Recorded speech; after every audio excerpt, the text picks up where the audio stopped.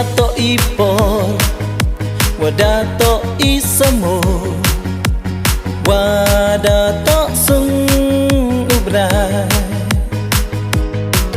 Ranem ki plang ki sentuh kisku, sedang biang ki po ukrai. Ki rong ki wabonjai, ki yom ka bay mariang. Waroda penkop hakabay ramaw. Yaw lay usalen kilom kimadan, yaw meddur ich nong itaw.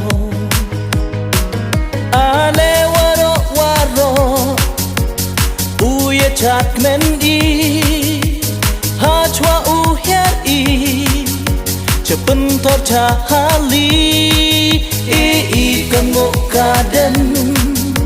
Wakik di uwer chow, ule pen emburam i, ya kabeiram aw. Ale waro waro, uye chat men i, hachwa uhyar i, cepen tor chahali, i kanggo kaden.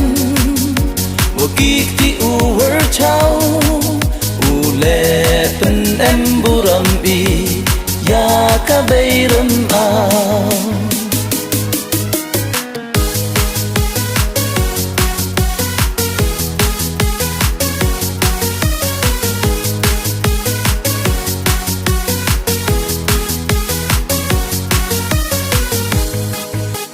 Ngo ya me kenrat, me step sunya wesngi, to cari ya i.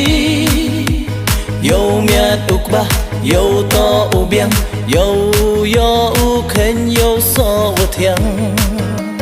Ngo ya me kenrat, me step sunya wesngi, to cari ya i. Yo miat ukbah, yo to ubiang, yo ukhen, yo so wathiang.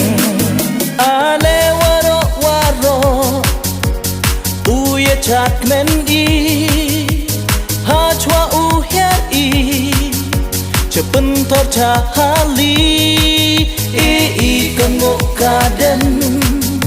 Wakik di uwer chow, ule pen emburam i, ya kabeiram aw.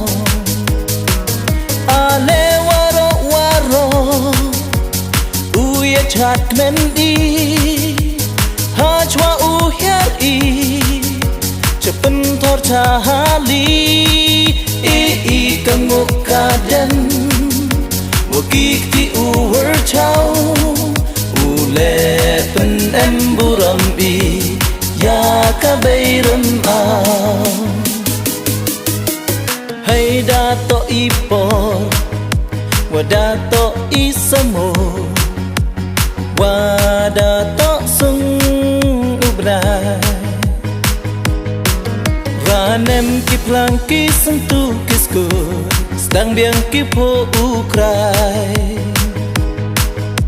Ki rong ki wabonjai, ki yom ka bay mariang.